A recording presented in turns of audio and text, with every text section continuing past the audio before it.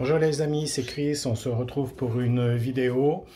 Alors, ça y est, la saison de reproduction 2022 est terminée, il n'y a plus aucun nid comme vous allez voir sur les cages.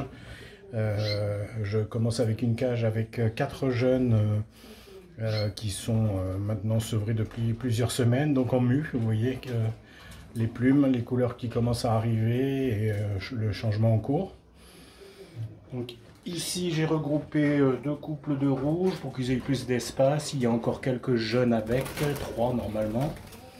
Voilà, la femelle est là, le mâle est là, ils perdent leurs plumes aussi. Et les 3 jeunes sont là. Donc voilà pour ça ici.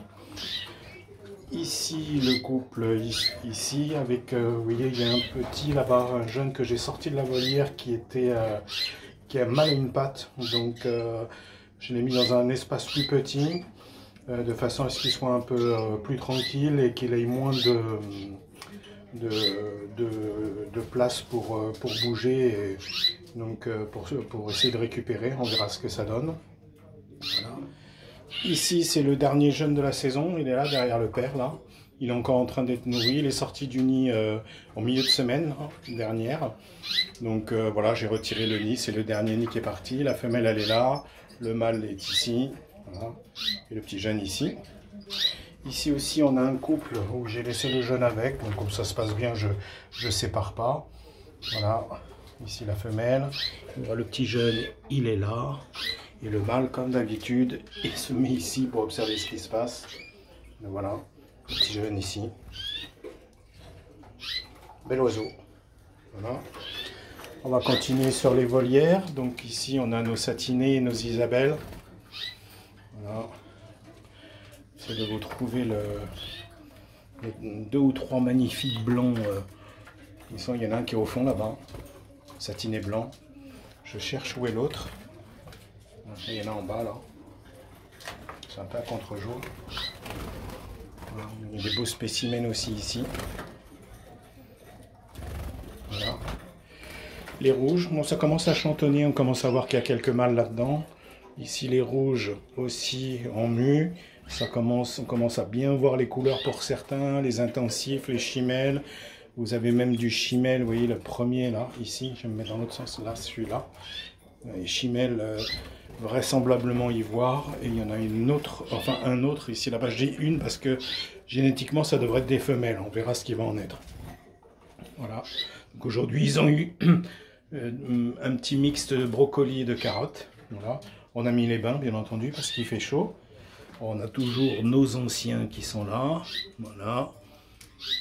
Les petits rescapés en bas là-bas, c'est pas tant moins. Voilà. Ici le couple est là tranquille aussi, on a attaqué la mue, on commence à voir que les plumes partent. Ici on a aussi un couple avec ces jeunes. Donc le mâle est ici, la femelle là-haut, et on doit avoir 3 jeunes, si je crois, oui, c'est ça.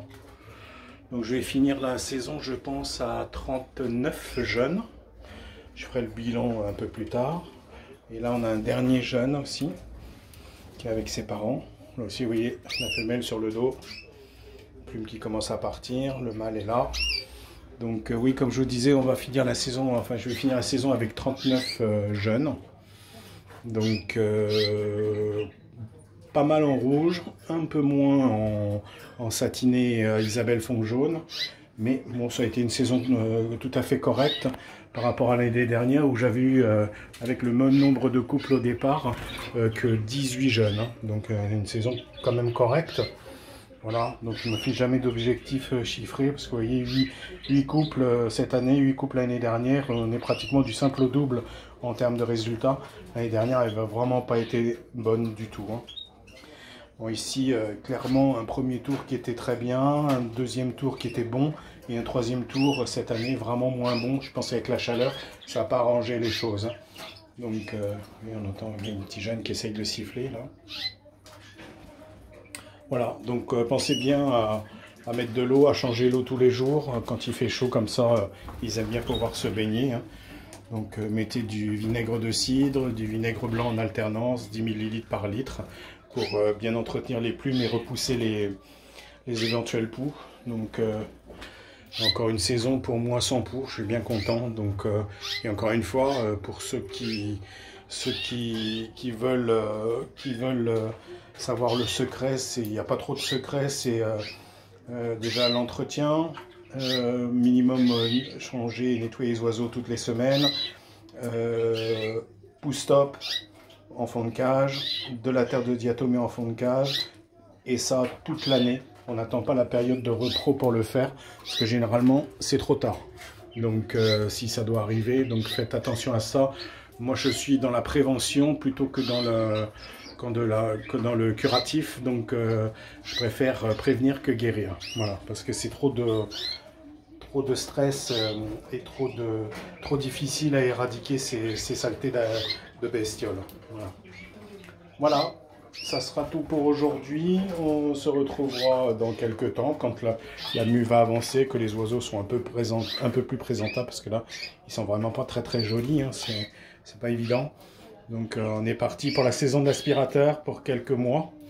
Donc je pense qu'avec les adultes, les derniers finiront la mue. Il y en a qui n'ont pas commencé encore. Je pense que les derniers vont finir la mue vers fin octobre.